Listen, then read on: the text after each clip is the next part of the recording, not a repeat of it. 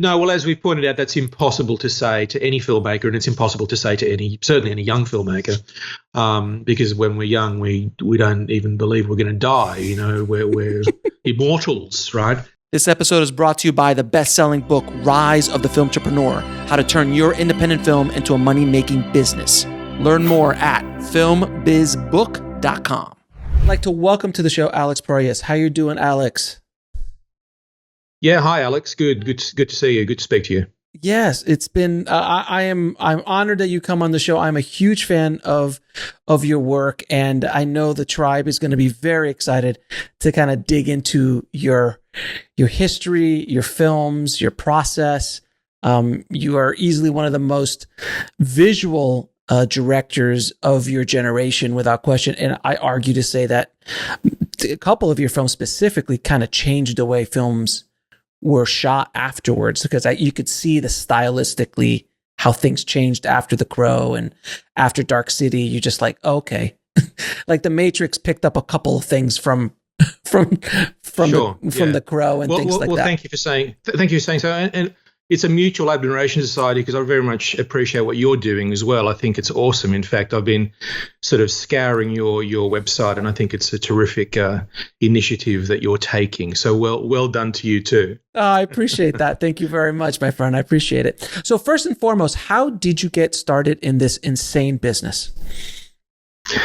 It's something I've always wanted to do. I started making films when I was a kid, like really 10 years old. I got my first Super. I bugged the hell out of my parents.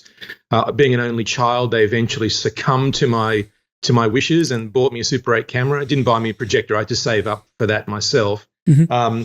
But that's how it all started. It's literally like, my dad was a big film goer.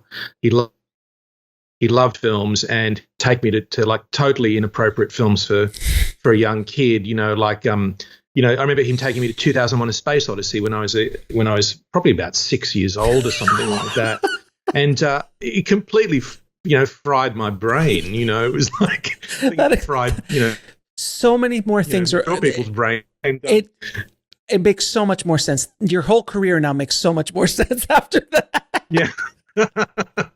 That's right. So I mainlined, Kubrick, big, bold, commercial, experimental filmmaking, the ultimate trip, at a very young age.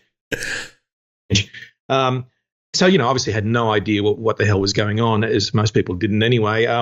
But from that moment, I think I went, I want to, the whole experience, the big screen, the big sound, and conceptually what was going on was just so amazing. It was transporting me into outer space. And so since then, I've always wanted to, I think I started wanting to be an astronaut soon after that. And then I eventually, over a few years, evolved into going, well, I don't need to necessarily go there. I can create that sort of stuff, and that's what I wanted to do, So yeah, that was the whole instigation of it all, And then your career started with music videos, correct? Yeah, well, I got into film school. Actually, even before that, I was working in an animation studio straight out. I left high school early, mm-hmm. and because I knew what I wanted to do, and I went and worked at an animation studio for a while, and because I was kind of good at animating as well, and then got into film school, and then through film school, we came out of film school, me and my colleagues at the time, and in Australia, there was very little potential for breaking into the film industry, particularly as a young person. It was really hard to do. There's so few opportunities, and still to this day in many ways, because we don't have the studio system. We have very limited, commercial TV stations and stuff to work with. So me and some friends set up this little company, and by setting up a company, I mean we rented an office and rented a phone and a couple of chairs and a desk, and would sit in there and play card games all day long waiting for the phone to ring. And we had friends in bands. We were all like, the whole scene at the time was very music oriented, and so we started off doing a couple of music videos for friends in bands, and for like nothing, for the cost of the film stock or whatever, and eventually record companies started paying attention, and we got more and more into the music videos. Now, what are some of the bad habits you picked up at film school? Numerous ones. It's look, it's a whole new world. When I went through film school, that's like ancient history now. People these days, I think, YouTube is people's film school. And that can also teach you some very bad habits, I think, as well. I hope you're not teaching anyone bad habits. I'm only teaching people how to survive and thrive in the business, sir. I do not teach the latest camera gear. Yeah, I'm not teaching the latest camera gear and things like that. That's not my bag. Yeah, that's right. Yeah. Because it's a bit of a trap these days that you because you can shoot on your phone and cut on your computer and stuff, and that's all. It's fantastic. I mean, in my day, I had to save up my dollars to buy a little cartridge of Super 8 film and wait for it to be processed in some other city and mailed back to me and stuff. Right. And these days, with such accessibility to the technology that makes film, that's got its own fair share of traps as well. But in my day, I guess the bad habits that were taught to me, I mean, they were numerous, and I was being taught by, sort of at that time, experienced industry professionals who weren't really working in the industry anymore. They started teaching and working as lecturers there, and I guess they were teaching us stuff, the old school way of doing stuff, and a lot of that was how to sort of conform to the film industry and how to find your niche in the traditional old-fashioned old school film industry, Right. And of course in Australia that usually meant you go and work for a TV station, shooting news footage or something, incredibly tedious like that, and we were all, you were young and wanting to take over the world, and we wanted to be directors, we wanted to make films, so I sort of quickly broke away from that model. I still subscribe to that. I still go, well, if you want to make a film, just make it. Don't wait for someone to sanction you or your budget or your story, just get out there and do it. And so even in those days, that was my attitude, even when there was no money and you had to scrap enough footage to shoot anything, so that, I guess that was, in a way, that's a good habit that was taught to me through bad habits in film school, and I think it still holds true to today, So in the 90s, I mean, obviously, there was a couple movies you made that really just changed my world.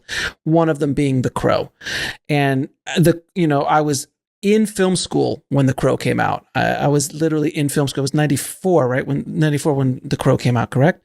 Yeah, I believe so. Yeah. And I must have seen it in the theater a dozen times. I just kept going back every weekend and watching it again and again. And that amazing soundtrack.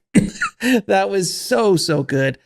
That, in many ways, that was not one of the first, it actually was an early comic book adaptation. It was before Hollywood became comic book happy. It was after Batman. It was obviously after Superman, but it was, I think, the first That's right. indie comic adapted, correct?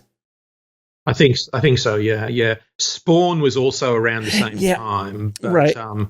I can't remember whether it came before us or after us. It was around there. Yeah, it was about the same. And time. But you're looking. Sorry, go ahead. Yeah. No. I mean, I was going to say, like, first of all, how did you get involved with that film? Because I mean, it wasn't definitely not a guarantee blockbuster by any stretch of the imagination. But I guess there was something in the story that caught your eye. Yeah, look, I wasn't looking for a guaranteed blockbuster. I guess that was the part of the key. I got an agent in Hollywood, and this is like, the many years between making music videos with my friends in a one-room office and this, of course.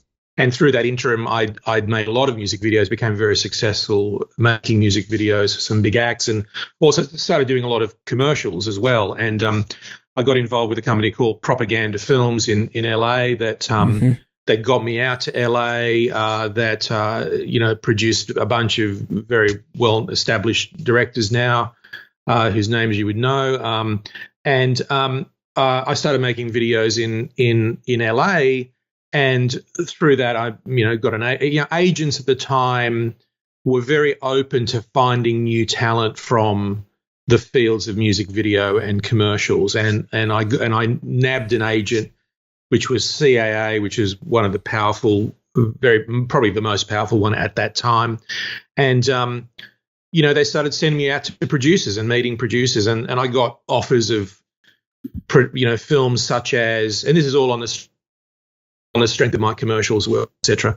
I started getting offers of things like Nightmare on Elm Street number something, which I can't remember which number it was. I think it was 5 or 4 or something. And it's not really what I wanted to do. I mean, I've always had very specific, desires and tastes of what I wanted to do. And I love genre, but I like a particular kind of genre. I've never been a fan of plugging into franchises or sequels or remakes or anything like that. Because for me, the fun of it is building that world, creating that world. That's what I get off on, as we've cited 2001: A Space Odyssey transported me to another world. And so that's what I've always been hungry for, creating that world is what's so basically godlike and exciting in filmmaking. So plugging into someone's already existing world and characters and situations, I just can't get excited about it, I like stuff that comes out of my own imagination. So anyway, to cut a long story short, after I met all these producers, I spent like a month every day meeting producers where producers would ask you this basic question, which is always impossible to ask. And I'm sure they're asking it to this day of young filmmakers. They say, well, what sort of movies do you want to make? These are people who, haven't seen any of your movies or you haven't made any movies yet, And of course, my answer to that, as it still is to this day, is good movies, right? I don't limit myself It's a good answer. to anything other than that, or excellent movies. That's what I want to make, because I like all genres. I like all kinds of stories if they're good, So eventually, after getting sick of answering that question for about a month, I walked into Ed Pressman's office, who was the producer of The Crow, and he was refreshingly unique. He's a pretty eccentric guy, and really stood out after meeting all these very, kind of Hollywood cigar chomping types, whatever they were.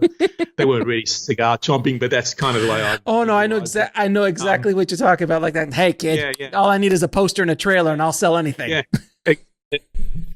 Exactly. You met those guys too, I see. And he had this thing called The Crow. He gave me a script and he gave me the comic book, and I didn't particularly care for the script. It was already a draft. But I liked the comic. I thought the comic was really intriguing, and I really enjoyed artwork, and I loved the central concept, and because it was coming from a very unique, original place, and I was in no had no illusions about the fact that I was kind of reinterpreting the comic book genre, which it was already, as you've pointed out, established mainly through Tim Burton's Batman movies. They were the most recent offerings in that world up until that stage. So I went, well, this is kind of like Batman, but it's kind of like anti-Batman, right? It's even to the point of what he's wearing, the costume he's wearing, that long black leather trench coat. I branded him up with this idea because I kept saying to him, this guy's got to have something like a cape. I want him to have something that moves around because it's going to be really cool in action scenes. If he's moving around, the cape's going to be great, but obviously we don't want a cape because that's not the character, and we want a sort of like an urban version of that, a contemporary urban version of that. And we came up with a sort of like full leather trench coat, which became a sort of iconic part of that genre ever, since that point on. But that's where it came from, and it was kind of like reinterpreting some of the Batman stuff, and just the city, it was like the city that it took place in was kind of like, a sort of a Gotham City, a noirish kind of gothic city, but it was kind of just completely fucked up and sort of falling apart, and just everything's broken down, nothing's working, and people set it on fire now and again, which again made it for me a contemporary kind of concept, So that was kind of it. It was trying to ground the comic book genre and bring it into a contemporary, milieu, like a contemporary sort of feel. which was very much against the sort of like fantasy kind of over the top fantasy environments of something like that. And my reaction to that, and also, like I guess Richard Donner's Superman and all those Superman movies which were very kind of light and frothy and kind of a little cheesy at times. So I wanted to very much completely go against that, and even Tim's movies were very still had a tongue-in-cheek kind of. We can only do comic books with tongue-in-cheek kind of humor, because. Tim's not like this, but to a certain extent, it makes you feel like the filmmakers are not taking the medium seriously. So I wanted my movie to be like, serious. I wanted to, there's like drugs and stuff, and things that are kind of scary and dangerous and real world. So yeah, that was my response to what had gone before. Yeah, and when you look at The Crow, which still ages, it's aged extremely well. I mean, extremely well. That I think you were right. I don't think the whole trench coat thing, which was so like it became a thing in so many sci-fi world building kind of films. I think Equilibrium, was one of them, and obviously The Matrix. There wasn't a movie before then that had these kind of trench coats in a sci-fi environment that I can remember. No. It was in this gothic. We dark. based it on Carlito's Way, actually. Yeah, because I'm a big 70s movie fan, right? And so actually we were looking at. I've done that. I also did that in iRobot with Will's wardrobe in iRobot. We were looking at 70s movies and how they dressed the characters in sort of like, hard-boiled crime type movies, So Pacino in Carlito's Way had a it wasn't full length. I mean, we came up with a full length because it was the cape thing, but I know for a fact that didn't exist as an idea in science fiction or fantasy, and it sure did exist afterwards. Matrix being the main one.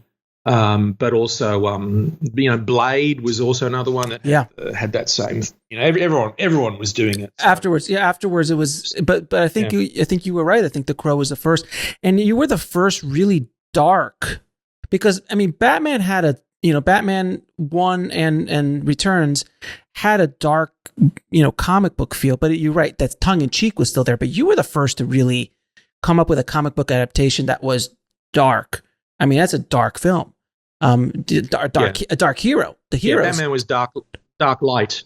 Yeah, Batman was dark light, and The Crow was dark. So right, exactly. And I think Nolan's Batman was much more in the realm of The Crow, meaning that is because Dark Knight, it's a fairly dark, film as well. Oh yeah, Chris has been very influenced by. Chris has told me he was being very influenced by both The Crow and Dark City. The Batman, Chris's Batman movies, it's partly because David Goyer, who wasn't involved on The Crow, there's a weird, convoluted relationship there. David Goyer, who co-wrote Dark City with me, was involved with writing the Batman movies for Chris, and he was involved with writing The Crow 2. So he'd studied the original Crow, very intensely in order to write the script for the second Crow movie. And so, I was very amused to see literally lines of dialogue pop up in the Batman movies, in Chris's Batman movies, the verbatim, out of the original Crow, not out of David's Crow, out of my Crow, So it was that's funny, really, and yeah, Chris is, I was working with Chris for I wasn't really working with him, but we were developing something together for a short time. They didn't work out, and he was, going on about how influential Dark City was in particular to what he's done over the years, very successfully. Now, much more successfully than myself. Chris is doing okay. He's doing just fine. He's doing all right. He's doing all right. Now, I remember buying the book, the white art. I think it was the art of book or the movie book of The Crow, and flipping through it, and there was this character in it that's not in the movie, which is the Skull Cowboy. Oh, yeah. You know, can you talk a little bit about what the legend of the Skull Cowboy and why it never made? Because I know you shot footage of it, so why never it made it to the final movie? Yeah, we shot him. Michael Berryman went through an incredible, elaborate makeup to portray this character. You know, at the end of the day, I mean, you know, obviously due to the tragedy on the Crow, there was a lot of stuff we didn't get to shoot. And when we went back to Wilmington to finish the movie, I had to kind of rewrite and restructure things in order to shoot the linking stuff, obviously without Brandon. To make it work somehow without him, you know, and digital tech, you know, a lot's been made out of the digital technology that we use to make it work, but it was very early days for that stuff. Oh, I remember. Very very stuff you could do, you get away with it. I mean, you know, it really ended up being, you know, take Brandon out of one scene, you know, rotoscope him out and put him into another. That's really the extent of the digital, you know, expertise that we could bring to bear, you know. So yeah, the Skull Cowboy partly, though we'd shot the scenes with Brandon. I think one of the scenes, I think there was another one that we hadn't actually filmed. It was just. How can I put this? It just didn't seem to play in the story. It seemed like the story worked fine without him, you know. And because he was used less than we originally intended, and he needed a lot of VFX work to help him be more convincing than he was in the photography. I just, you know, every time he'd pop up in the film when I was watching the edit, it felt like another movie. It just felt like something that was not the grounded kind of storytelling that I was trying to achieve. And so, yeah, we had to excise him. And, you know, sadly, we just removed him and we looked at the edit and it seemed like the film didn't really suffer because his role was really kind of like an expositional one. Right. Where he would appear and tell Eric Draven the rules of what was to happen, and you know, there was the important scene that I thought we couldn't live with is the moment when Eric is about to walk into the church at the end of the movie to save Sarah, the young girl, and the Skull Cowboy appeared on the steps and said, you know, if you work for the living, you know, you're here to work for the dead. If you work for the living, you will be vulnerable. You will lose your powers. But it seemed like, you know, the audience felt that the Crow itself was the source of Eric's power. And so when they shot the Crow in the church, it felt like that was the moment when he lost his power. And then, you know, and it was such a simple way of doing it rather than having a whole other character appear and tell us the rule book at that point in time, you know. Sometimes it's difficult to let go of those babies that are beautiful on their own, like the Skull Cowboy by itself as a character might be, but it might not work in the whole story, and that's where the big boy pants come on, and you got to go, oh, that's got to go, even though we love it. Exactly. It's a hard call to make. Usually, always is a hard call to make. But you know, it's that story where you make a different movie. One movie when you write it, you make another movie when you shoot it, you make another movie in edit, and you have to try. You know, objectivity for a director is the most important thing, and the tool that you lose most easily and most quickly as you get stressed and tired and you know, you struggle to make it all work through the production. It's very hard to retain that objectivity, but you've got to try and keep that because you need to be the audience as well as the filmmaker, and you need to be able to step back and go, you know, is this really working? And if it's not, as you say, it needs to be, when in doubt, cut it out, you know. So I mean, you actually worked after The Crow. When it was released, it obviously was a fairly big hit. If I remember correctly, it did well at the box office. Obviously, spawned a few sequels as well. You decided to do some shorts right afterwards. Can you tell me a little bit about the series of shorts that you did afterwards?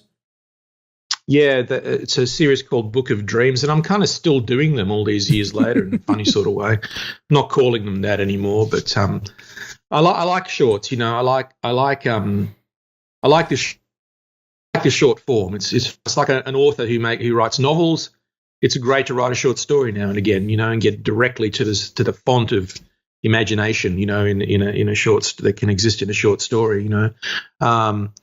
Where you don't have to explain everything, and you know, it's just. So I started making these films based on people's dreams, and they weren't really. I was pretending they were based on dreams. They were just something I was coming up with, you know. But the format is always someone who describes their dream on camera, and then you see it acted out, and you can.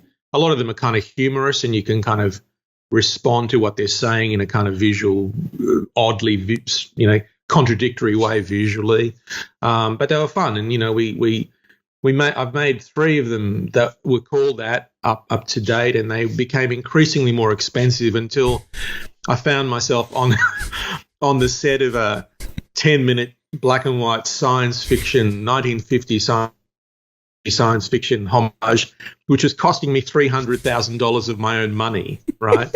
And that's when I went, you know, this is just incredibly stupid what I'm doing. You know, I've really got to get other people to pay for this stuff, you know. But look, it was, you know, they were great fun to do, and it was a part of my kind of, you know, recovering from the horrific experience of The Crow and seeing a friend die.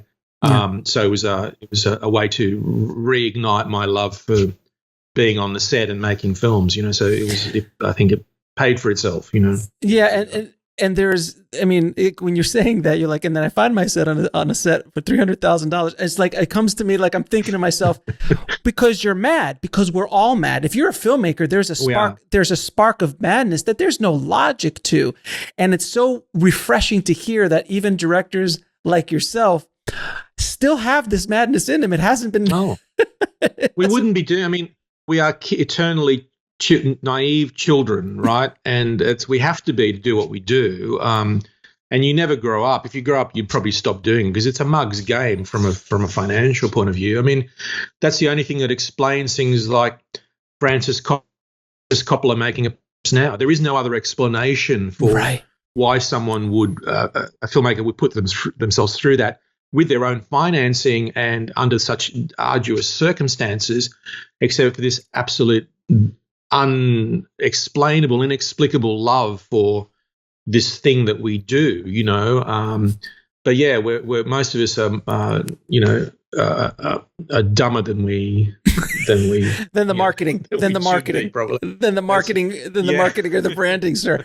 It was so funny because I just had James V. Hart on. Who wrote Dracula. And I was talking to him about, and Coppola called up one night to James and said, James, I hate you. I hate the script. I hate the movie. I hate the actors. I hate you even more because you wrote this damn thing and got me involved in this. Come out here and see this rough cut. It is garbage. And I'm like, and he goes on to the deeper story, but the genius of that is that if Francis Ford Coppola is having issues with a cut, at that stage in his career, what hope is there for any of us at that point? Like there is no hope. No matter how big it doesn't surprise me at all. You know, but look, you know, and that's also to do with the fact that we, you know, the reason it's such a wonderful medium is because you're always learning. You never stop learning. Every film you make, doesn't matter how many movies you make, you're going to keep learning, getting better and better at it and stuff. It doesn't mean the films will always be better, but because there's so many unknowables that go into making a movie, but certainly your craft as a director becomes better and your ability to kind of navigate the whole process becomes improved, you know. But I think that's the thing is like you just, you know, you're always going to doubt yourself. That's why it's so destructive when you end up with a studio that's doing all the doubting, you know, which might be a good segue to go into iRobot. I don't know. Well, no, because I want to do anyways, filmmakers. Yeah, I wanted to touch on Dark City before we get to iRobot. Oh, of course, yeah. Because you forgot about that little movie called Dark City. Yeah.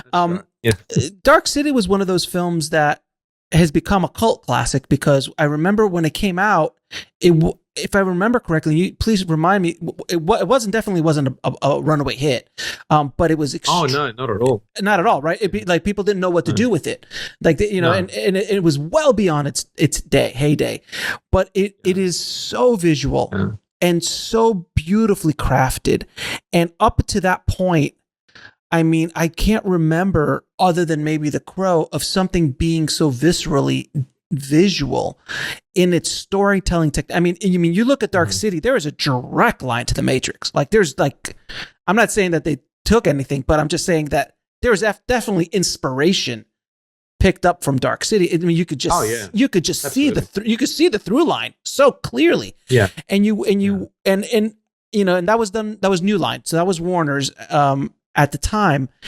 And how does like a movie like that obviously would never get greenlit today. The Crow would have a tough time getting greenlit today. Oh yeah, The Crow would have a slightly easier time because it's based on something. IP, right? An original like that, it would be really hard to make. Very very hard to make. What was the budget, by the way? What was the budget of Dark City, if you mind me asking?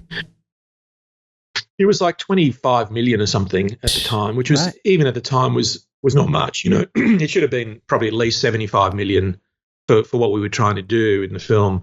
I remember just the visual effects budget itself was $1 million, which sounds like an Austin Powers movie. Is that all it was? It was only $1 million? That was it. $1 million was the entire budget, the VFX budget, because we built a lot of it too, a lot of the sets and stuff, and barely managed to, we shot as much as we could, and we basically they shut us down because we just ran out of days. And they had to give us some extra money, like another $1 million or something to bring the actors back and finish it. I remember New Line basically said, that's it. Yeah, I was saying, but I'm not done. And they go, well, show us the cut, come over and show us the cut and we'll decide whether you're done or not, And I showed it to them and they said, well, it doesn't make any sense. There's bits of it are missing. I go, well, there's a reason for that. We're not done. So anyway, they eventually gave me some more money to finish the bits that were missing. And but yeah, it was a low budget movie. There's no question. It was harder. What we were doing in that for roughly double the budget of The Crow, but what we were trying to do was actually much harder than that, Yeah, I mean, look, I remember. Well, you built a lot of you did a lot of modeling in The Crow, if I remember correctly, too, right? You did models of the city, and that's why that has such an amazing, because that was all pre-CG worlds. Really, I think Jurassic Park had just hit, so yeah, exactly. That whole world it was just starting to come up. So you did a lot of practice, and I know you did a lot of practicals on Dark City as well. Anyone listening who has not seen Dark City, do yourself a favor and watch it, because you'll see it and go, oh my God, there's so many movies I've taken from this. It's kind of like you watch The Matrix and they're like, oh, everyone's stolen from The Matrix. Like, oh, it seems passé, but The Matrix was leading one of those films that kind of just, blew the doors open on a lot of stuff. And so many people just took it. I mean, bullet time, Jesus Christ. Yeah. But, The Matrix didn't invent bullet time. Bullet time was invented on commercials. Right, on the Gap. And just to take a little bit away from The Matrix for a moment. And they have enough. Where I went terribly wrong in Dark Cities, I should have had some more kung fu in it. I think I would have been probably more successful. If you would have had more kung fu, absolutely. Yeah. Yeah. So it's all related. Dark City was definitely an influence, though, as you rightly pointed out, it was a disaster at the box office. It was partly a disaster because it took us. They kept putting it off. The release originally was to be released maybe a year before it came out, and they went. They said, "Oh, there's this film called The Titanic coming out, and it looks like it's going to do okay. So." I think originally we were going to open on the opening weekend of the Titanic, and then let's put it off a couple of months, right? And then the Titanic came out, and of course we know about the Titanic, and it kept building and getting bigger and bigger and building, and they kept saying, oh, we'll put it off another couple of months again, and eventually it ended up being like, as I say, I think it was 8 or 9 months later than the original release. Oh, wow. when the film was eventually released, because they were just staying away from the Titanic. They had no idea how long they'd have to wait to stay away from the Titanic, Yeah. So yeah, that was kind of amusing. But it's also, the film was not it was not really promoted very well, because the studio themselves didn't really get it. Sure. No one got it. No one got the film. And it was even like the trailer that came out was I think it was a good trailer. I liked the trailer. It was very creatively done, but didn't really tell you anything about the story. Mm-hmm. It was just a bunch of images, and so people were kind of, if you don't tell them something about a story, it doesn't matter how pretty the pictures are, they're just not going to go and see it. Can you remind me? There's a French director who did a movie, and it reminds me a lot of Dark City. He eventually did Alien Resurrection. They brought him over to do Children. Is it? Oh yeah. What's his name? Yeah, that's What was the movie? I'm blanking on his name, but the movie Children called City of Lost Children. That was it. City of the Lost Children. Beautiful film, absolutely gorgeous imagery.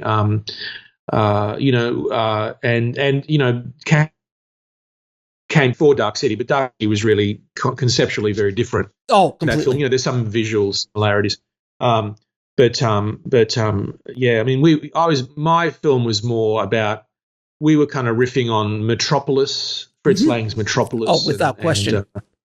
And Akira. Akira to a certain extent. So that's kind of more my influence. Would you ever make Akira if they offered it to you? I'm not a huge fan of. I mean, I love Akira. I love the comic and I love the movie. But I'm not a huge fan of remaking stuff because I kind of go, well, I mean, it's been done. It's been done. It's been done really well, and so why would a Hollywood version, particularly in our current climate, do it better? I just don't. I don't think it's possible. I mean, look at what happened to Ghost in the Shell. That's a classic example. Yeah. You just can't. This stuff can't be done. It can't be overly refined, if to put it nicely. Overly developed. You have to go with the raw ingredients that you've got to work with. And I don't think there's anyone in Hollywood now who would finance such a version of any of this stuff. I just don't think it's possible. So after Dark City, which is obviously did not do well at the box office for the reasons we spoke about, but yet still very well respected for the craft and the film. I know. I mean, and you please tell me if I'm wrong. I know a lot of other filmmakers respect it and were influenced by it. How did the town treat you after, having essentially a box office disappointment? And how long did it take you to get out of that? Because I always am fascinated with, you hear these stories of directors who have gotten out of it. Well, you've made a few movies since then, so obviously someone gave you. I have made a few. Yeah, you've made a couple. Made more. But just out of curiosity, like how does the town treat you? Because I mean, I know after a big hit they treat you one way, and after a disappointment they treat you another way. I'm just curious, and I know obviously it's a different time period too. I was in the '90s, but just curious.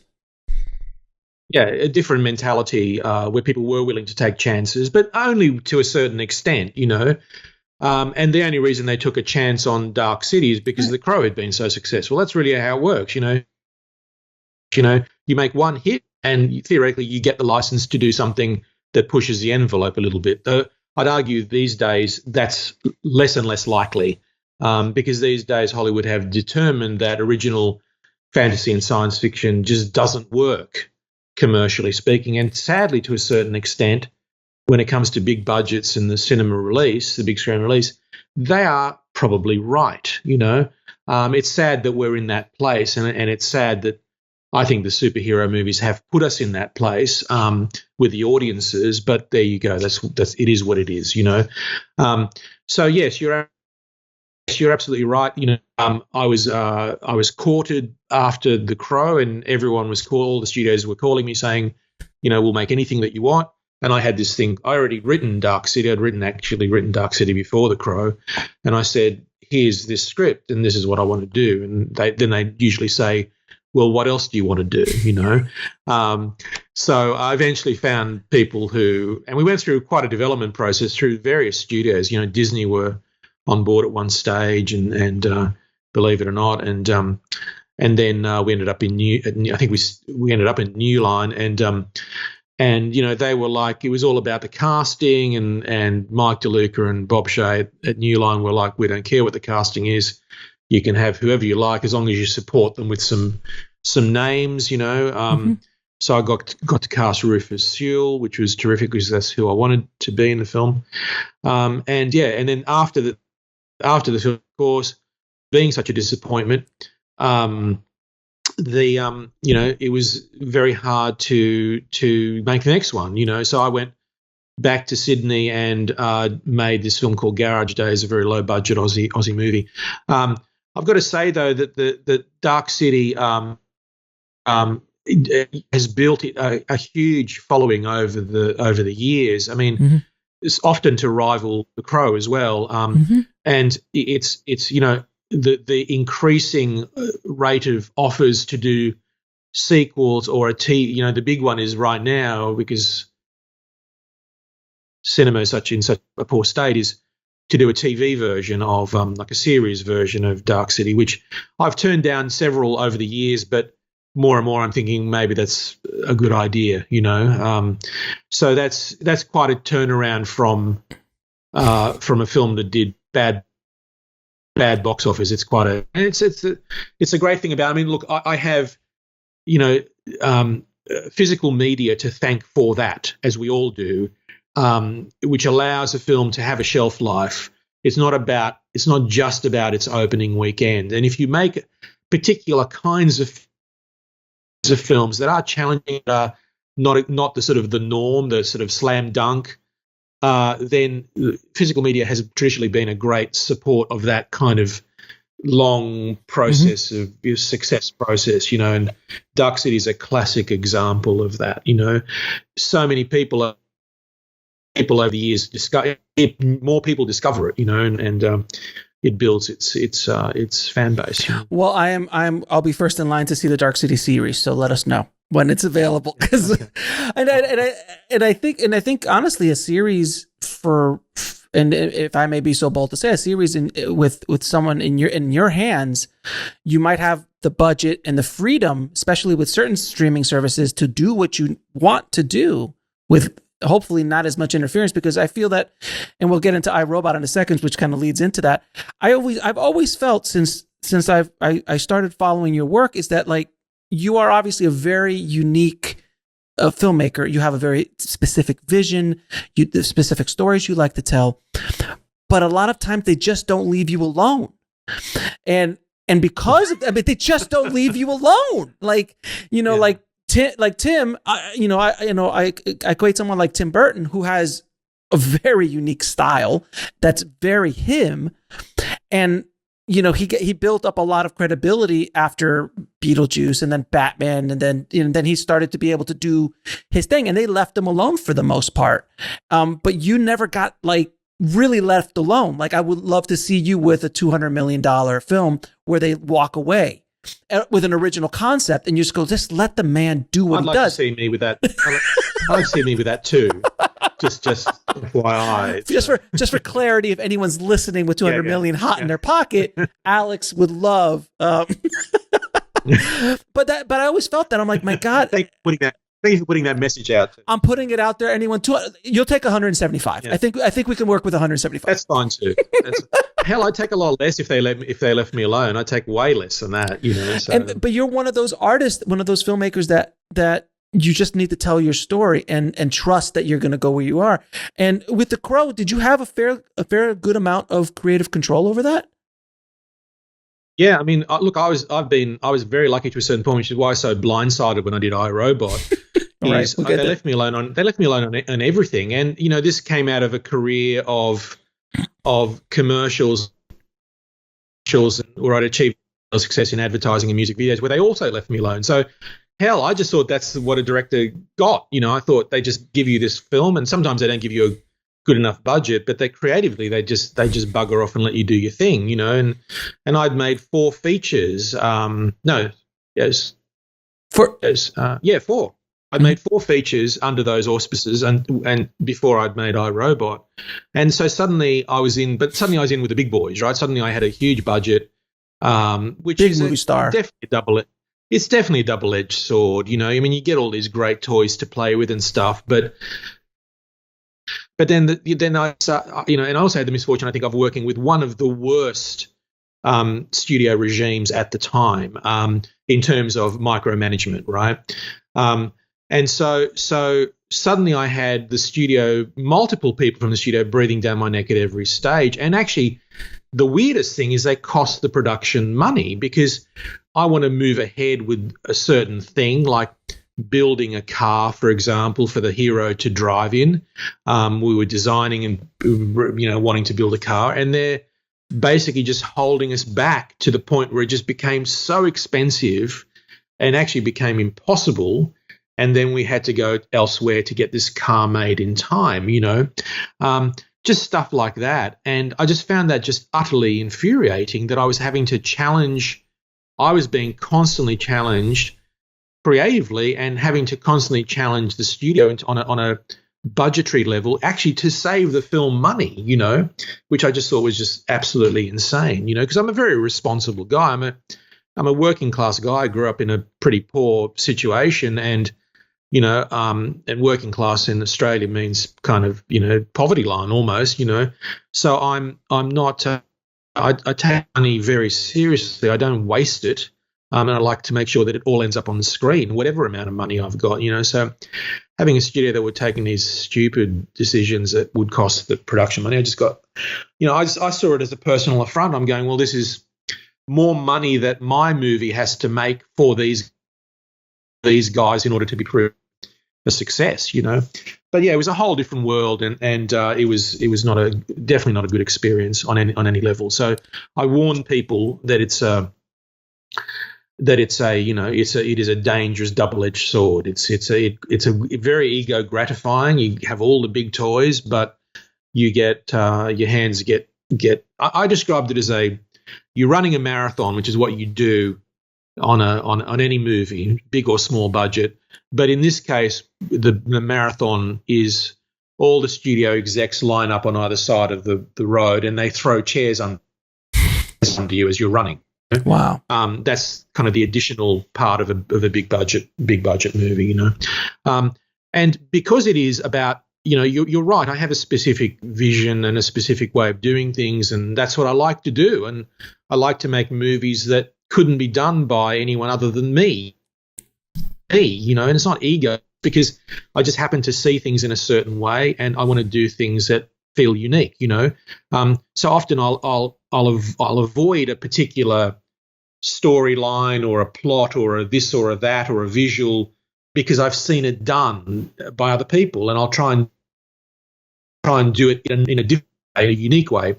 So it's sort of an experimental approach, but it gets more refined as I know more through the years. But that to me is kind of what I bring to the show. So when they're second guessing me and telling me to do my job, I feel like, well, why am I even here? You know, what is it? Why do you want me to do it?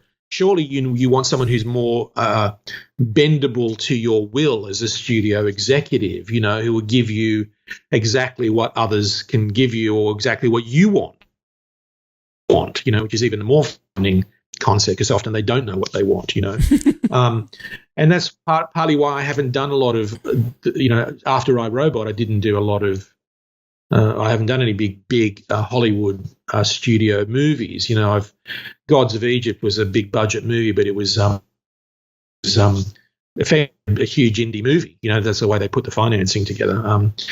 But again, even that was, you know, from a creative point of view, was really arduous, and it became clear to me that beyond a certain budget is not a playground that I should be playing in, really, because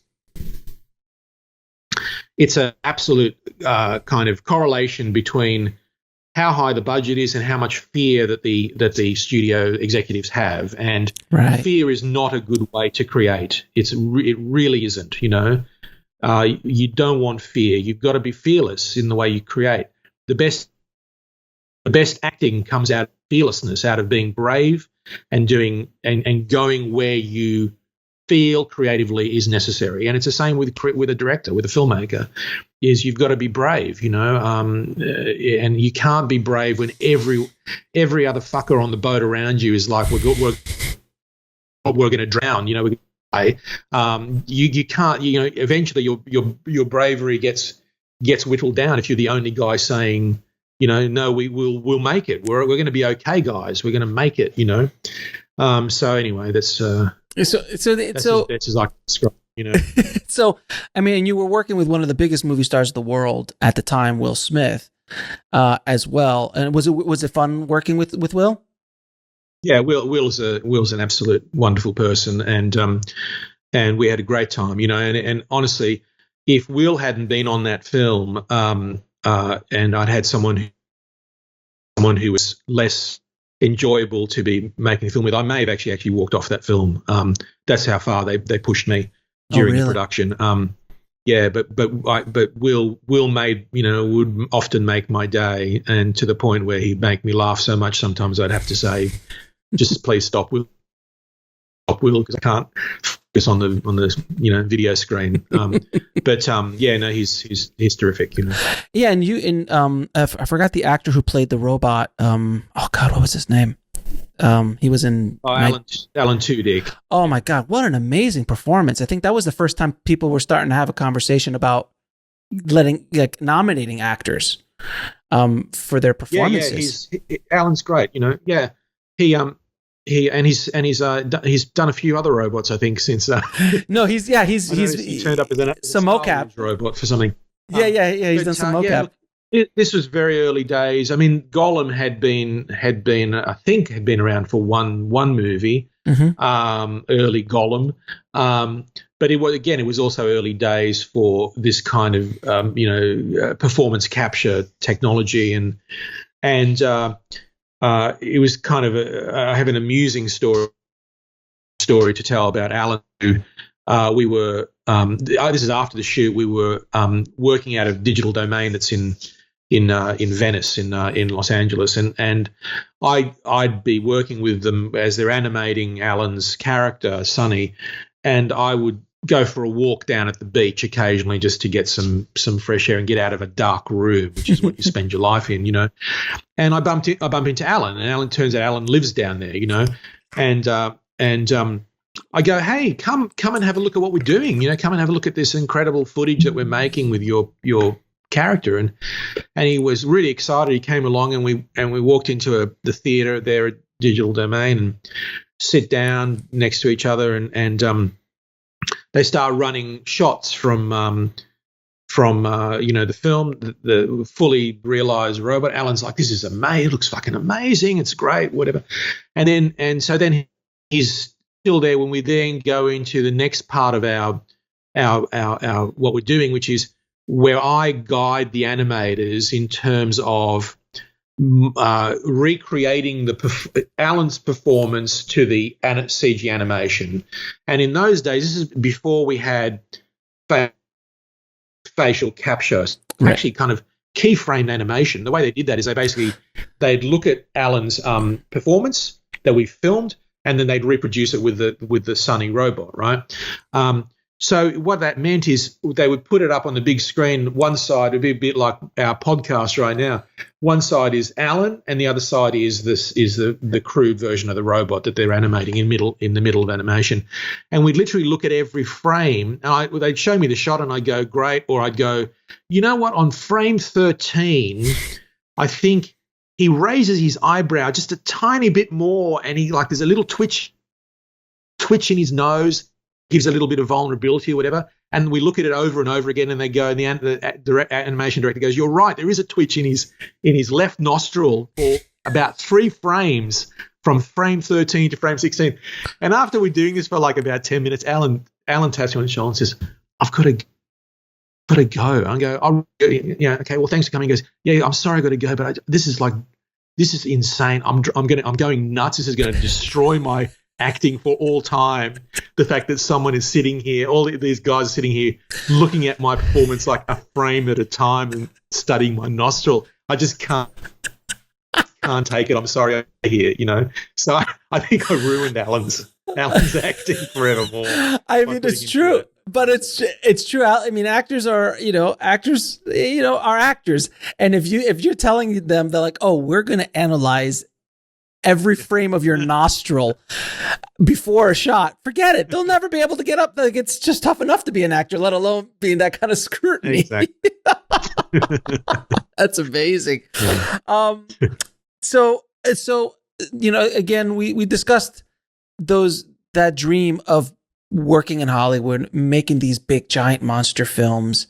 What I think we talked a little bit about it, but are there any other misconceptions about working on such large projects? Is it just a loss of control? Because as that budget goes up, and there's very few directors, even some of the biggest directors in Hollywood have had issues, from Spielberg to Fincher. I mean, they all have. Of course, yeah. They all have. Well, they don't like.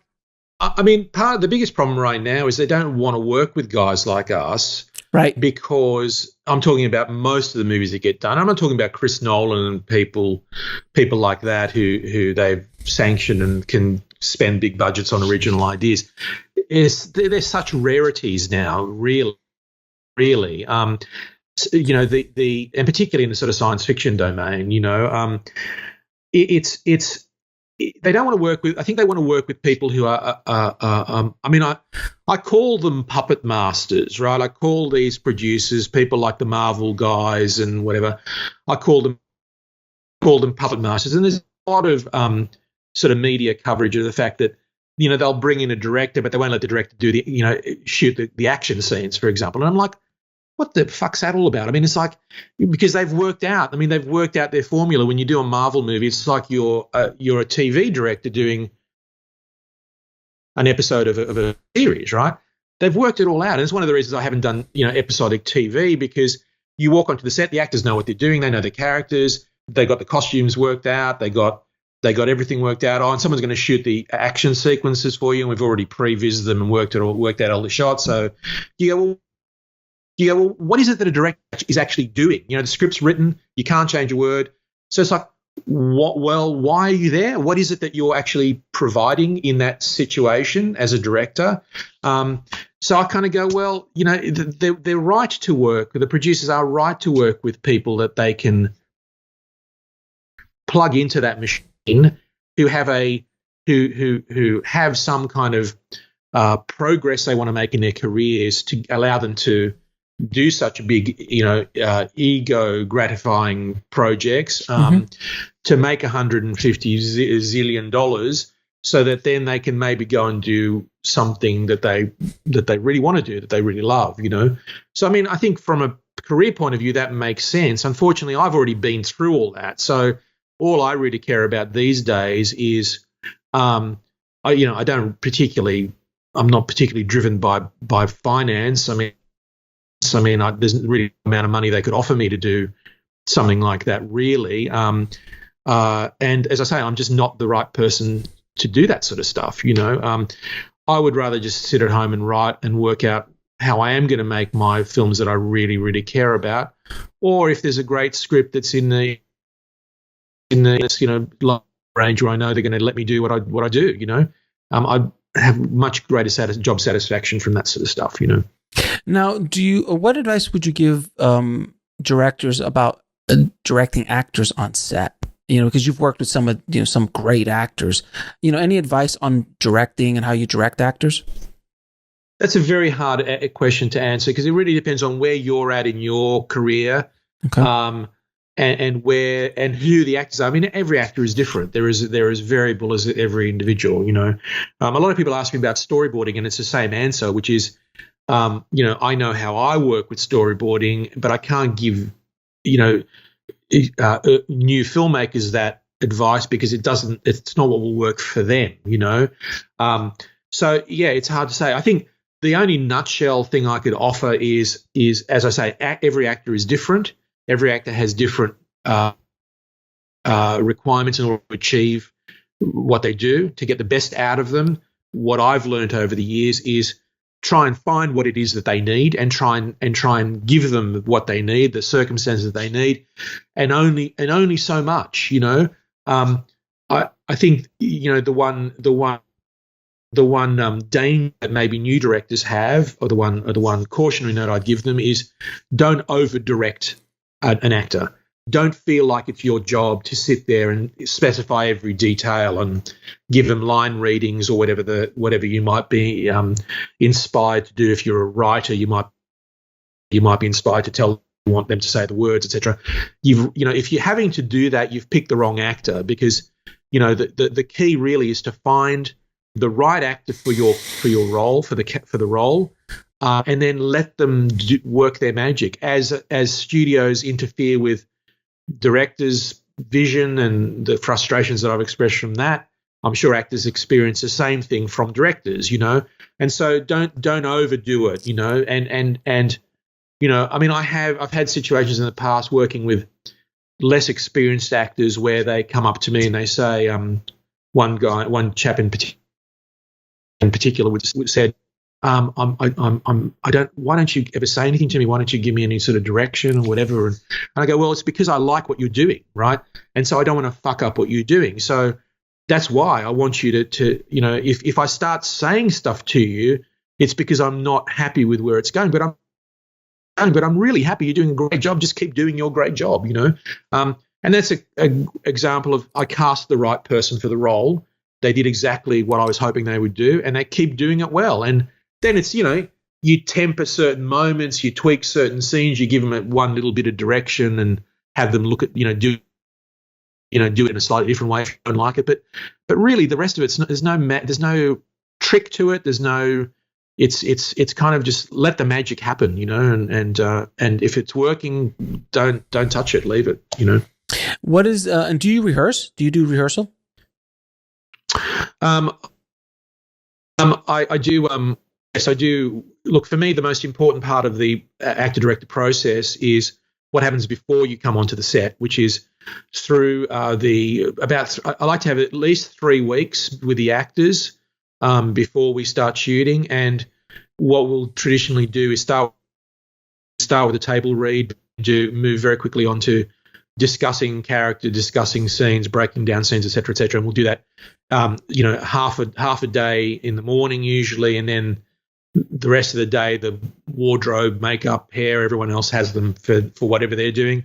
But I think that's the most important part for me, and that's often it's not so much about actually acting it out as about discussing in incredible detail backstory and building those characters so that we come out of that process with them, the actors, each actor owning their character, understanding that character, even if it's something that I've written, understanding the character better than I do, or at least as well as I do. And that's when I start to trust them. We build mutual trust. I start to trust their opinion and their view of things. And sometimes I'll realign my view a little bit. And it all comes through that process, that early, and it's more about discussion, than anything else. And if there's lines that don't gel, eventually when they say to me, I don't think my character would say that, which I'm very happy to hear from an actor, and I hear it often because I encourage that sort of collaborative spirit. Mm-hmm. We'll change it. We'll change the line, and if they can explain to me why their character wouldn't say it, I won't just do it willy-nilly, but and that to me that's the creative process. That's a collaboration where you bounce between actor and director. The reason I like working with people like Will Smith so much and Nicolas Cage also is that they're fully storytellers. They're not just acting their character. They're aware that they are integral to telling your story or telling the story, and that's why I love both of those guys so much, because they really bring that quality to their work, and I'm sure with other directors as well. And you worked on the film obviously called The Knowing with Nick Cage. How is it to work with Nicolas, because he has obviously become almost a cultural icon in the performances that he puts out sometimes. Yeah. I mean, he is I absolutely love, Wild at Heart, and so many, Raising Arizona, all these amazing performances over the years. How is it to work with, he seems like, I'm sure it's not, but I think he's like lightning in a bottle. You're just kind of trying to aim in and direct him in a proper way. I describe him as the Ferrari of actors where actors have, 4 gears, he's got 6, and he can go there if you need him to. Speaking of being brave, I mean, this is the thing about Nick and why he is such an iconic guy, he's incredibly brave, and to him, paramount to the film is great story, and it's not about him looking a certain way or acting in a certain way so that the audience like him or any of those considerations that big movie star people make, he will go where the story dictates, and he'll go way into where the story dictates. I say he's completely brave and fearless with what he's doing, and that's pretty much a unique thing with actors of his stature. So he's a wonderful combination of old-fashioned character actor with movie star feel. They don't make him like Nick anymore, and that's why he's great to work with. And on top of that, I mean, Nick as a guy he's a surrealist. He has a really brilliant mind. He's really funny, and he's totally aware of all this stuff that everyone's kind of been going on about with his over the top crazy performances. But he's trying to push the envelope into different areas to keep himself fresh, and it's kind of exactly what I do with films. Like after Dark City, I made this thing, Garage Days, this low budget Aussie comedy, romantic comedy, and go figure the guy who made The Crow and Dark City would make a romantic comedy, and I did that for a very specific reason, because I want to keep exploring and pushing into new areas, and I don't want to feel secure. I know how to do this. I want to feel nervous and excited about the experimenting and coming up with new stuff, and that's very much the way Nick approaches his performances. He's a very brave explorer of new frontiers. So it's about the best thing I could say about any actor really that I've worked with. Now, what do you wish someone would have told you when you started out in the business that you didn't know now, or that you didn't know when you started? Don't go there. No. I run away. Yeah. What are you doing? Get a real job. Yeah, run away. Yeah. No, well, as we pointed out, that's impossible to say to any filmmaker, and it's impossible to say to certainly any young filmmaker, because when we're young, we don't even believe we're going to die. We're immortals, right? Right. It's look, it's one of the things I just don't know that you can ever really, and as I say, you're constantly learning, so you never really completely work it out. I don't think anyone does. And you've got to kind of go through it to go, oh, okay, now I understand. Now I understand why some of those other filmmakers, experienced filmmakers, said what they did. I try not to discourage people, because that's the worst thing you can do.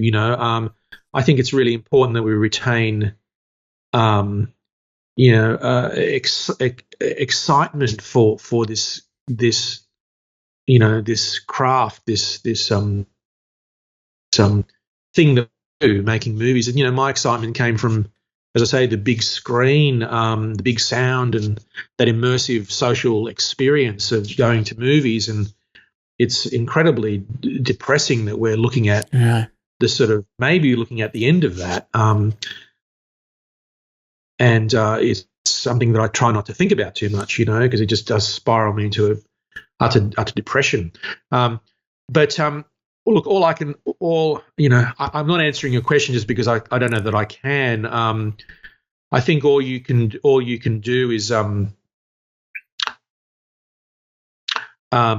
say, be true to your own self. Be true to your own originality. Right.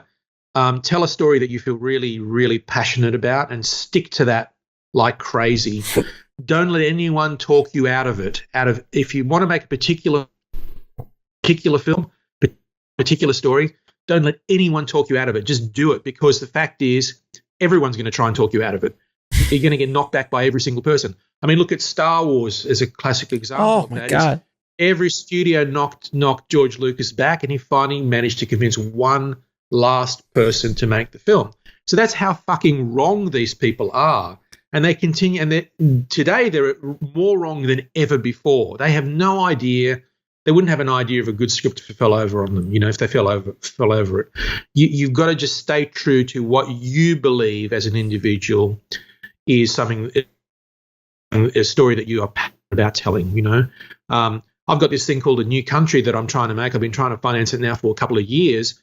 And, it's again, it's a very bold science fiction piece, a genre-bashing, blending thing that I've not seen anyone do before, and that's why I'm excited about making it, and I just, I have to convince others of that, which is the eternal struggle that filmmakers have, So that's the thing, is like you got to be thick-skinned, and you got to be tough, and you got to just, you got to have a real belief in your own vision. That's the most important thing.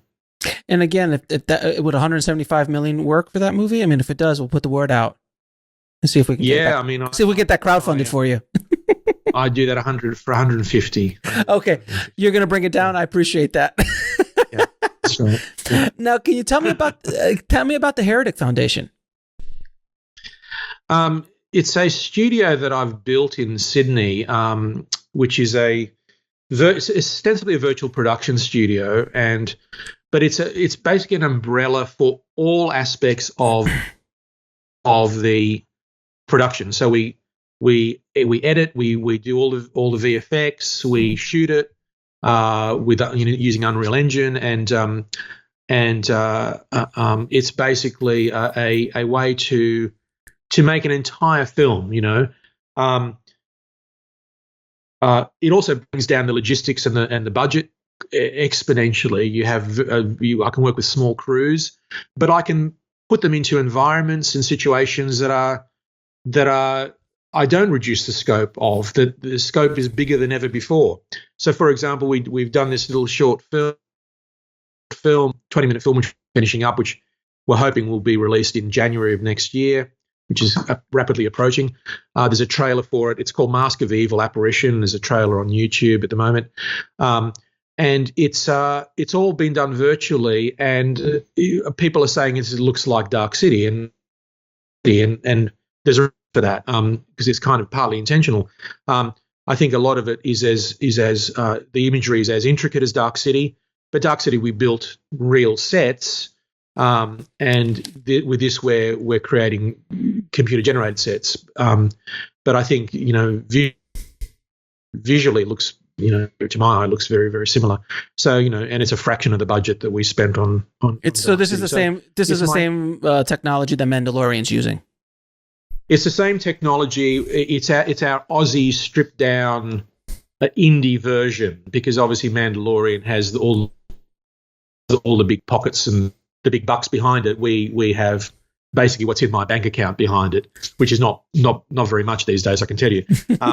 So yeah, we've rebuilt that kind of concept, but in a indie style, and that was kind of the intention when we went into this. Is I went, this you get this. This short film we shot. It's a 20-minute film. We shot it in a week, right? Now I couldn't shoot 20 minutes of film in less than a month on the big budgets, probably about a month, just because this, it's an exponential process. The more crew you have, the more support crew you need, the longer it takes to do everything, right? So in this one, I was shooting as quickly as I would have shot on a short film or in film school. We had great fun doing it. We worked reasonable hours, almost 9 to 5 hours. We weren't working a lot of overtime, and we got 20 minutes of footage done. Very good footage. There's one sequence where we have cloned a guy, an actor, 100 times. He plays 100 versions of himself in the one scene, which we shot in. We shot the whole scene in 3 hours. We did a similar scene like that in Gods of Egypt with a character, and one of the scenes sadly didn't even make it into the finished film. We were shooting for 5 days just on that one scene. Jesus. So that shows you how much faster you can work with this technology. You could shoot one environment in the morning, have lunch, and go, okay, now we're going to the mountaintop, and press a button on the computer and suddenly you're in another location. You don't have to drive the unit across town, So this is the way forward. This means that we can compete as indie filmmakers. We can make films of a very high visual standard, compete with the big boys, but do it, and do it at a budget, and this all works in with, streaming and everything else to sort of like reclaim our industry back, reclaim our craft, our art back, so that we can do it. I've always been jealous for all my career of writers and painters and composers who can wake up one morning, go down to the piano in their lounge room and knock out a song, or write the next chapter of their book or whatever. And I'm like, why can't we as artists be like those guys? Well, because other people have to anoint us and give us the money to do it. Well, I think Heretic Foundation, my studio, is a small cog in turning that around, as the technology has been, as what you're doing is it's all part of the same puzzle, that, the technology, for example, is allowing us to shoot films. Again, if I want to make a film in the morning, I can make it. It's not going to be a Marvel superhero movie, but it's going to be a film, So that to me is the exciting world that we're in right now. And if we can break that one extra little piece of the puzzle of how to monetize the stuff effectively, the content effectively, get it out to the audience, then to me it's a brave world that I certainly want to be a part of. That's for sure. Now, and you also have a YouTube channel called Mystery Clock Cinema, which is so much fun. And I recommend everybody going to that channel. It doesn't only have your short films, but it also has some master classes by you. I love that video, What the Bad Habits That Film School Taught Me. Things like that. A lot of directors of your stature don't give back, don't want to help filmmakers. Not that they don't want to, but they just don't want. They just that they don't do as much. And I'm so glad that someone with your experience and your artistic design and your abilities are making an effort to give back to the filmmaking community. And I just love that you're doing that. How did the Mystery Clock Cinema come about, and why did you start it? Well, Mystery Clock's my production company that's made some of the and I started looking at stuff on YouTube and going, what, I could do this stuff, and it's great fun. I mean, there's also there's a diabolical agenda behind it, of course, which is I'm trying to, as you're doing in a much more successful way than I'm doing it at a much level, but I'm trying to realign things into that new world brave new world that I was talking about. And I feel like it's important for people to hear people like me who've come out of the old world and now embracing this new way of doing stuff. I think that hopefully is an inspiring thing, and hopefully that can realign a lot of new talent that is going to help build this new world. So I'm still doing it for my own selfish reasons, really, but also I really enjoy talking to people. I've done a lot of live masterclasses before we weren't allowed to congregate in groups this year, but up until that point I was doing a lot of live ones, and I going to film school and teaching there and stuff, and I just really enjoy it. I love the energy that young filmmakers bring to this, and often they end up teaching you more than you teach them. If only just to reacquaint yourself with the enthusiasm and the excitement and the energy that filmmakers can bring to this craft. I mean, I remember my first day in film school. I still remember it to this day when they were touring around the studios and the back lot and stuff like that where I went, and I just remember that enthusiasm that I could just do anything, and there was no bounds, and that's something that obviously the business starts to squash little by little. and it's about you trying to fight your way back out of that to be able to still hold on to that flame. But you know, now both you and I are covered in shrapnel. From the years of being in the business, obviously I'm still pulling it out. Oh no, you've got much more shrapnel than I do, sir. But inside you, the key is to hold on to that flame and to hold on to that love of why you started this journey, this insane business. If you know, it's just it's insanity. But I'm so glad that you're doing that as well. Now I'm going to just ask you a few questions I ask all my guests. What advice would you give a filmmaker trying to get into the business today? I think, as I said before, do your own thing, you know, and stick to that thing, you know, what you love, find those stories that you know, those, what kind of movie do you want to tell, and stay true to that, you know, and really try and focus on that, and don't be sort of sidetracked into other areas. I have this pet peeve about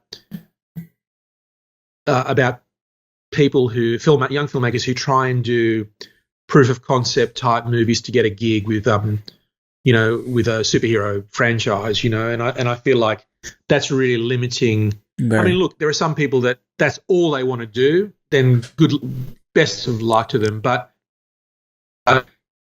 all you want to do, then maybe you're better off servicing your own original vision and showing people what it is that you can bring to even to get a franchise movie, you know.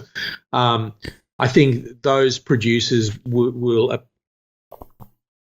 surely appreciate that much more than seeing someone cloning something that they do and doing it for, you know, on a much lower budget and not doing it as well. You know, surely that would be a more, you know. So make sure you put your resources into something you can do well and pull off well, rather than something that's going to be half-hearted. Because if anything, that's going to just show people that maybe you can't do something that you're trying to show them that you can do. But the most important thing is staying true to your own vision. You know, I feel like as a director, I mean, I think great writer directors are rare, and even though they may have one success, maybe they won't continue to have successes. So you don't always have to be a writer as a filmmaker. You don't have to be a writer director to be an auteur filmmaker. But I feel like to be an auteur filmmaker, to be someone who has a vision, who has a style, who has something unique that they're trying to bring, that's what it means to me. You know, it doesn't mean that you try and do everyone's job on the set. Because there's going to, particularly if you're new, you need to listen to other people's opinion. You need to value other people's opinions, particularly if they're more experienced than you. But I think try and find what it is that makes you new, makes you fresh, makes you original and unique, you know, and try and stick to that while people are telling you that sucks, you know. Right. I think that's really important. And what is the lesson that took you the longest to learn, whether in the film business or in life? Oh God, life. I'm not going to go into that. Let's stick to the film business.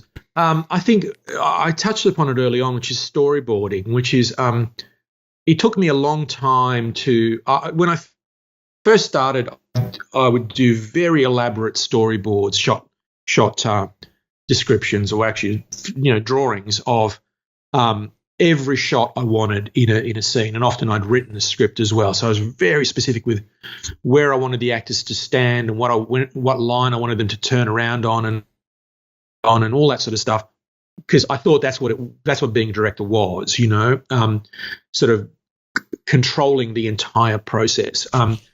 And you know, I'd read a lot about my heroes like Kubrick, and a lot of it's mythology too, because Kubrick is a far better director than some of this mythology might allude to, which is, you know, he does 150 takes of someone walking down a corridor or whatever. You know, if he does that, he's doing it for a reason, which hasn't been properly explained. But you know, and also Hitchcock, which, you know, there's mythology about Hitchcock, which is another filmmaker that I really admired. Where he said, once I've storyboarded the movie, written the script, storyboarded the movie's done. Then I just get the actors to do The Yeah, I don't even look through the camera. I don't even look through the camera. Yeah, yeah. Which is just it's a complete myth, right? But I listened to those myths, and I thought that's what you did, is every single nuance, every detail. So I'd say to the actor, okay, now here we're ready to rehearse a scene. Now you stand here on this spot mark that I've marked out, which works on my 24mm lens, and then you stand down there and you tell him that you love him, And they go, but I'm too far away to tell him that I love him. Seems really odd. And I go, never mind, just do it. It'll work out. It'll be fine, So there I am, completely throwing away what is instinctively something important for the actor, for the character, and overriding them with my authoritarian rule, right? Mm-hmm. And that's not what a director should do. Absolutely not, So it took me a while to learn that you need to be flexible, particularly when you're doing scenes with actors and not just someone running down the street being chased by a dog or whatever. You need to give them the flexibility to create this scene for you. And it's at the end of the day, you can't. You might have a view about how you want to shoot it, but you've got to learn to let certain things go in the shoot, in the heat of the moment, right? And that's something that took me a long time to understand. And that kind of comes through experience. And last question, sir. What are 3 of your favorite films of all time? Well, 2001 still is. It has been since I saw it. I don't know. But because it is, as I say, the biggest, most famous experimental movie of all time, and yes. The fact that it found an audience at the time is mind-boggling to me. That in fact had any level of success. There was some to the genius. Yeah, and there was also some drug use involved with that. That's what actually made it so popular. It probably hit the zeitgeist well in that respect. Yes, it was perfect. And I believe that only came in the second, because they pulled the film, I think, at some point. Correct. Because it was not doing well, and then they re-released it again as The Ultimate Trip, right?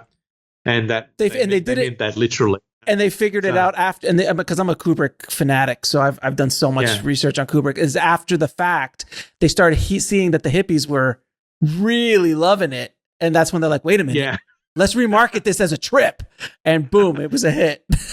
Yeah, that's exactly right. Yeah, we found our audience. Hallelujah! Yeah. So there's that, and then Stalker is my other one that I've passionately loved since I saw that film. And I saw that film actually in film school, Tarkovsky's Stalker, because it showed me again, and it's similar to 2001 in many ways, but it showed me how to tell a more linear story, and I do believe it is more. Well, it's more linear than 2001, but it told me how to tell that story through. It taught me how to tell that story through visual poetry, which I think is what it is, and I mean, both of those films, what I think is why they remain my favorite films. And I like normal movies too. So, don't worry. I do like a good, grounded, well-told, normal story. But I love those movies because they do stuff only movies do, right? You can't possibly not just tell the story, but you can't express the experience in any other medium other than in cinema, right? Right. With those 2 movies, and that's why I love them both so much. And now I'm struggling as I speak to think of a third one that compares. But excuse me, I'll throw The Exorcist in, which is another eternal favorite of mine, because it gave me an experience that no other film has ever been able to replicate.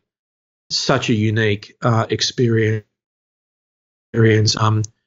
incredibly driven, powerful, terrifying story that with incredible simplicity. I mean, that's the amazing thing about that film is it's the simplest narrative, and it's the simplest amount of elements you could possibly use in a movie. Right. And so many people have tried to replicate again that movie over the years, and with various levels of success. But that one really was again like a game changer in movies. So there have been many. I could list dozens of movies. One movie that just comes to mind when I think of you. I think he must like that. And I please tell me if I'm wrong. Blade Runner.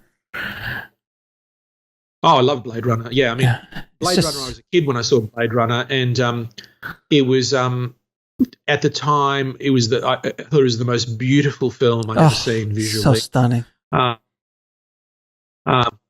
And compromised, of course, because it was the bored Harrison Ford voiceover at the beginning where you go, why does that guy sound so bored? It's like he's in this amazing world and he just sounds like he's bored out of his and we're down here and there's replicants and blah, blah, blah.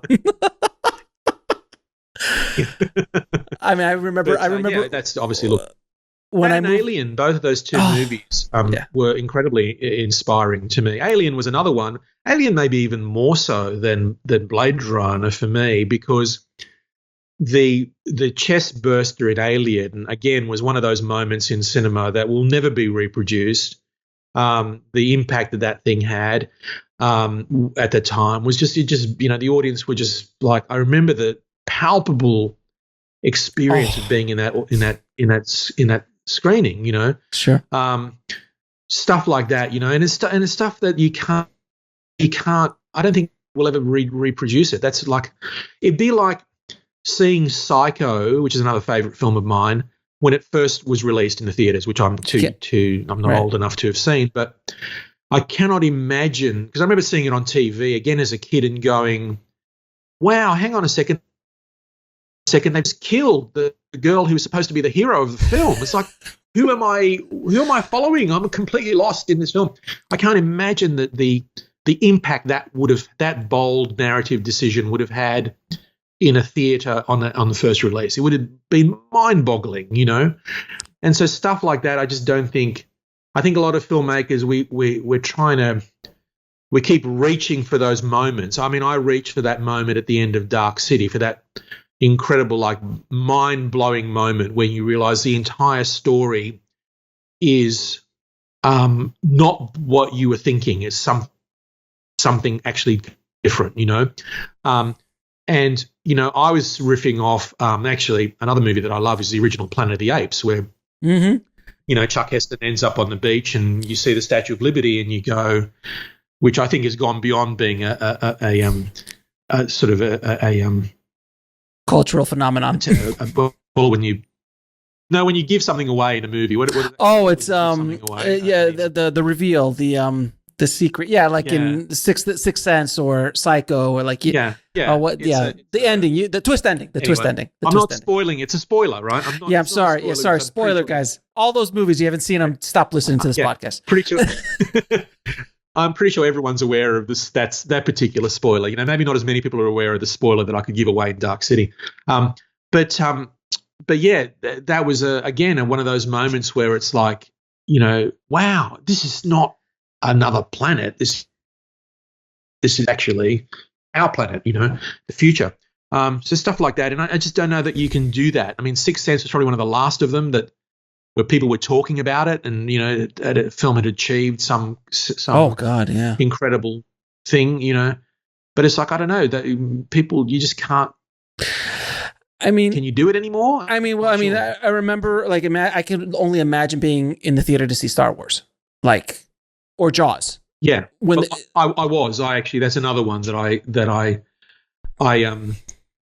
look, I'm a big fan of the original trilogy, and I find it hard to wax lyrical about Star Wars on that level, just because I think it's, well, I won't say, I don't like saying negative things about things. No, I will. I just think it's a bit of a disaster these days. But yeah, I was there. I was in the original screening of the first Star Wars. I think I was. God, that must have been amazing. 14. I think I was 14. Your mind must have been blown. Your mind must have been blown. It was, But look, the thing is, for me, at the time, I was big into science fiction already because of, as we've said, 2001. And I was looking at, there were certain magazines, like this magazine called Starlog at the time. Yeah, of course. And a bunch of other magazines that I would collect voraciously, and I would seek out any information on films like Star Wars that were coming up, In those days, apart from a trailer, it was really hard to find any detail of films. It wasn't the internet world that we now live in. So I was tracking that film diligently up until the moment it came out. So it was already a really exciting, and also movies came out. They came out in the States first, so we already knew that it was a cultural phenomenon already. It'd been out a few weeks, and people were lining up to see it. So there were high expectations when me and a bunch of other kids, we call it wagging. We got out of school, we pretended we were sick, and we all went down. The Star Wars flu. Yeah, the Star Wars flu. Yeah, and it was they didn't do like midnight screening and stuff in those days. We were there for the first Friday morning or something like that. First session, Friday, 11 o'clock Friday morning. And we went, we saw the movie and we went straight back in on the next session and saw it again, Of course. Because it was just such an experience, The last time other millions of people. Like the last movie that I remember that happening to was probably Pulp Fiction. Like when I saw Pulp Fiction in the theater, I remember literally falling out of my chair with some of the dialogue. It was just like one of those events. You're just like, holy, because there was nothing like Pulp Fiction before Pulp Fiction. Like there was, it was one of those groundbreaking films. Listen, we could keep geeking out about film for at least another 4 hours, but I will respect your time. Thank you, Alex, so much for being on the show. It's been an honor talking to you, and thank you for sharing your knowledge and with the tribe. And I truly appreciate everything you do. And I'm going to do my darndest to get you the 150 million, my friend. Thank you very much, Alex. Much appreciated, and lovely talking to you.